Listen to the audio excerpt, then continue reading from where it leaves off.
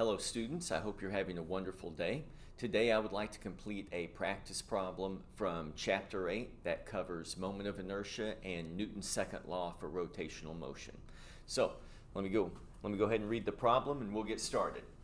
A large disk with a moment of inertia of 0.571 kilogram meters squared is attached to a smaller disk mounted on the same axle. The smaller disk has a diameter of 19.25 centimeters and a mass of 2.75 kilograms. A belt is wrapped around the smaller disk as shown in the figure below, and net force is applied to give the system an angular acceleration of 6.67 radians per second squared. So here we have our system. We have two disks. We have a smaller disk and a larger disk, and as the problem describes, they are attached on the same axle. That's the shaft running through here. And so I've labeled the axis of rotation. So if I drew that here, we have the axis of rotation right there. Okay? Now this problem has four parts to it. In the first part, it wants us to calculate the moment of inertia of the small disk. So whenever we have geometry that's shaped like this with the axis of rotation running through its center, what we have is I. This represents the object's moment of inertia. And remember, an object's moment of inertia represents the object's resistance to rotation. Okay? So we have, and this is for the small disk, this is 1/2 times the mass times the radius squared. Okay, so what we have is 1/2 times the mass. The mass of this small disk is 2.75 kilograms. And the problem tells us that the diameter of the small disk is 19.25. So if I say diameter of the small disk is equal to 19.25 centimeters, we know we need the radius, but the radius has to be in units of meters, not centimeters. So let's go ahead and divide this by 2. I've got 19.25 divided by 2. So the radius of the small disk is going to be 9.625 centimeters. We're going to perform some dimensional analysis to convert this in units of meters. So I'm going to multiply by 1 meter, divide by 100 centimeters. You can see that our units of centimeters will cancel. We're just going to move the decimal point 2 places to the left. So I have 0.09625 meters. Now, that quantity is squared. So according to the order of operations, we're going to have to square our radius. Remember that the distribution of mass has more of an impact on the moment of inertia than the mass itself.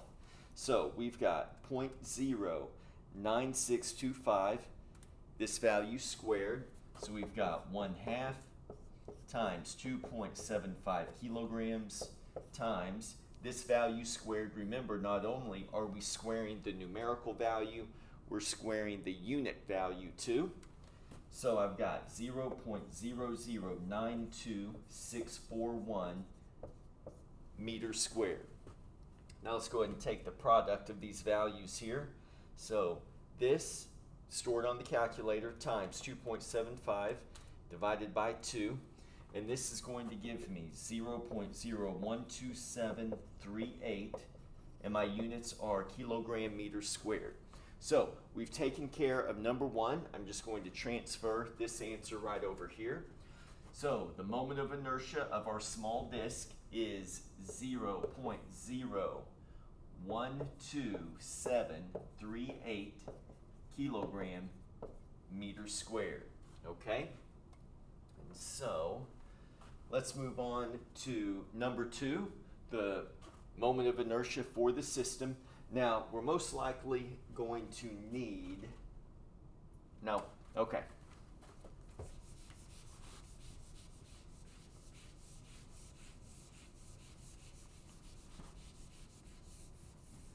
Okay, so now number 2, we're going to calculate the moment of inertia for the system.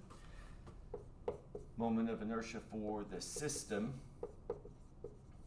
is going to be the sum of the moment of inertia for the small disk and the moment of inertia for the large disk. So I'm going to say I sub SD plus I sub LD. So the moment of inertia for the small disk, this is our value that we calculated. I've got 0.012738. We have units of kilogram meters squared, plus the large disk, that value is given to us in the problem, 0.571. That is kilogram meters squared. So let's just add these values here. And for the system, we have a moment of inertia of 0.58374 kilogram meters squared. Okay? So I'm just going to transfer this value over here. This is the answer to number 2.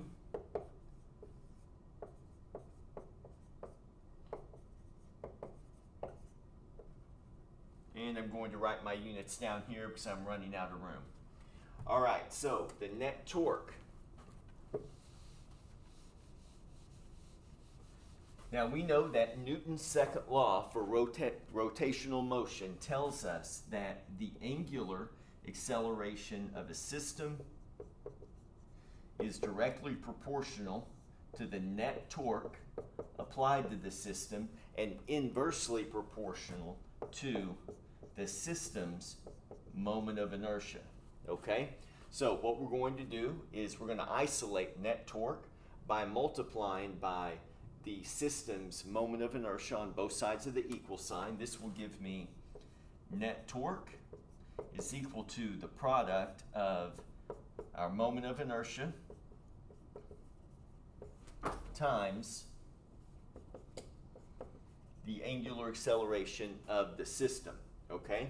So what we have is our calculated value from number 2. So this is the moment of inertia for the system, 0.58374. Now I have units of kilogram meters squared times the angular acceleration of the system. Now the problem gave that to us at 6.67. We have radians per second squared. So we're just going to take the product of these two values. And I get 3.8935. Now, what let's do is take a look at units here, okay? So, algebraically, we have kilogram meters squared over 1 times radians per second squared. Remember that a radian is a derived value, so it's not going to be carried into our final answer. So, what we have is kilogram meters squared per second squared, okay? Now, if we were going to factor a meter out of this, we would have a kilogram meter per second squared times a meter. And you know that a kilogram meter per second squared is equal to 1 Newton. So what we have is a Newton meter, okay? So torque is always quoted with units of Newton meters. So we're going to transfer this value. Number 3, net torque applied to the system is 3.8935 Newton meters. Okay? Next, let's take a look at number 4. Okay, number 4 wants us to calculate the net force applied to the system. Okay, so this net force is going to give our system an angular acceleration of 6.67 radians per second squared.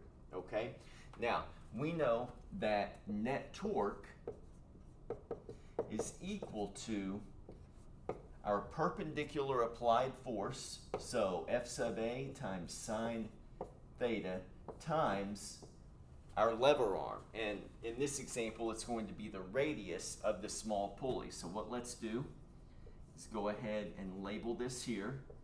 Okay, might be a little bit difficult to see, but our lever arm is the radius of the small pulley, and this is referenced from the axis of rotation of this axle here, okay?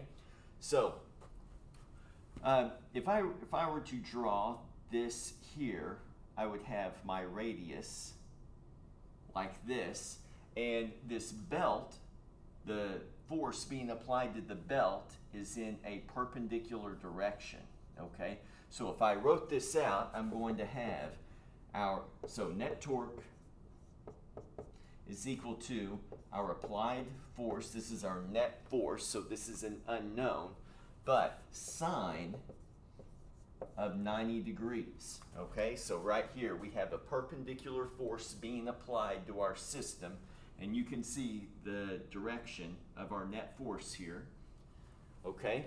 Times R, this is our lever arm, so this is going to be half of 19.25 centimeters, because remember they gave us the diameter of the small pulley, so 19.25 divided by 2, and then this is going to be 0.09625 meters, okay? So we know that sine of 90 is 1, so we're maximizing our torque, so this guy goes to 1, okay? So what we have is our applied force is equal to our net torque applied to the system divided by our lever arm, which is the radius of our small disc here.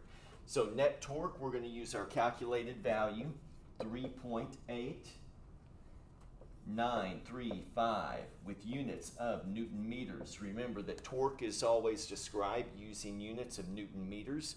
We're going to divide it by our lever arm, 0.09625 meters. As you can see, we've got meters in the numerator and meters in the denominator, so those units will cancel, leaving me with units of newtons. And this is good because you know in the metric system, force is quoted in units of newtons. So I've got 3.8935 divided by 0.09625, and our applied net force is 40.452 newtons. So I'm going to write this over here in my column of answers here. So the net force applied to our system to give our system an angular acceleration of 6.67 radians per second squared is 40.452 newtons. Okay? Well, I hope me working through this problem today has helped you. If you have any questions, as always, send me an email, give me a phone call, or you can message me on Canvas. I hope you have a wonderful day.